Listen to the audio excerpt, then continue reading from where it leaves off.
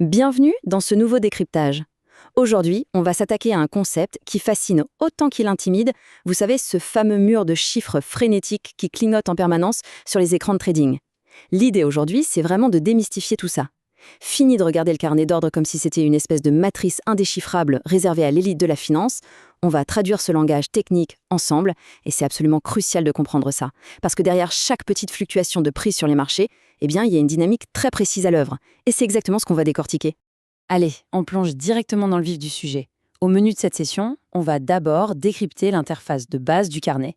Ensuite, on passera en revue les 3 ordres fondamentaux qu'ils font vivre. Puis on creusera des concepts hyper importants comme la profondeur et le slippage, avant de finir sur un terrain un peu plus sombre, les acteurs cachés, les illusions et le fameux spoofing. Première grande étape de notre décryptage, comprendre ce qu'est vraiment ce carnet d'ordre. Concrètement, le carnet d'ordre, c'est l'interface centrale du marché. Quand on ouvre une plateforme, c'est littéralement le cœur du réacteur qu'on a sous les yeux.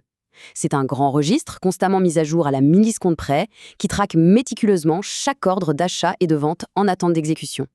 En fait, il faut vraiment l'imaginer comme un immense champ de bataille en temps réel. C'est dans cette arène bien précise que les acheteurs et les vendeurs se rassemblent, déploient leur stratégie et, pour être honnête, s'affrontent sans merci. Il n'y a aucun mouvement de prix qui se produit par magie, absolument tout démarre ici. Et ça illustre parfaitement la fameuse dynamique bipolaire du marché. Regardez bien.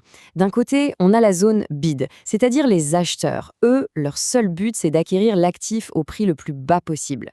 De l'autre côté, on a la zone ask, les vendeurs, qui cherchent évidemment à céder leurs actifs au prix le plus élevé possible. C'est un véritable tir à la corde permanent. Les acheteurs tirent d'un côté, les vendeurs tirent de l'autre, et la ligne de front n'arrête pas de bouger au gré de ce conflit. Du coup, au centre exact de ce champ de bataille se trouve un concept clé. C'est le spread. Le spread, mis en évidence juste ici, c'est tout simplement l'écart fondamental entre le prix d'achat le plus élevé proposé par le bloc bid et le prix de vente le plus bas proposé par le bloc ask. Ce no man's land entre les deux camps représente la liquidité immédiate du marché. En gros, plus cet écart est serré, voire infime, plus le marché est liquide et compétitif. À l'inverse, un spread très large nous indique que les deux camps sont éloignés. Et là, attention, ça veut dire que les transactions coûteront beaucoup plus cher à exécuter. On passe à notre deuxième partie, la mécanique du marché à travers ces 3 ordres de base. Passons à la suite et voyons comment tout ça s'articule concrètement pour les traders.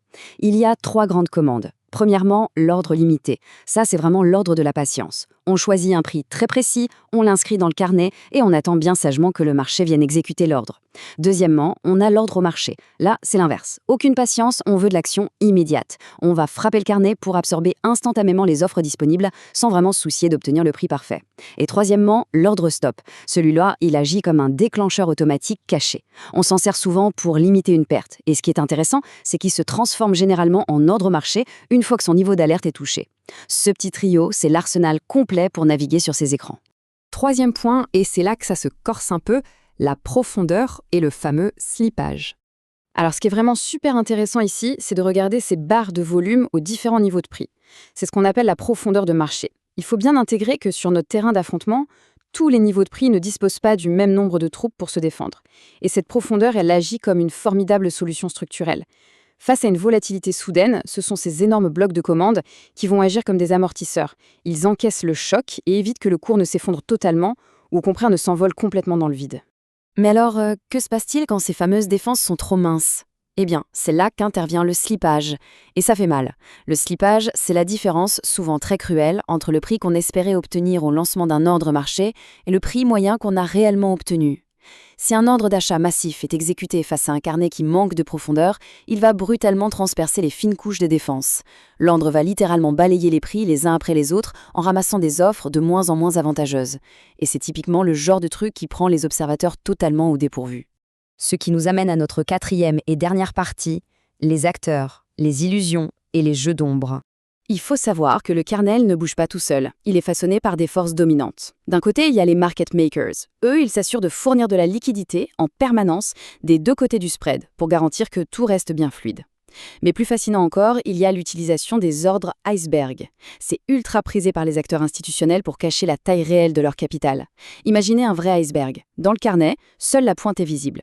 Dès que cette petite quantité est consommée, bam, une autre petite quantité apparaît automatiquement.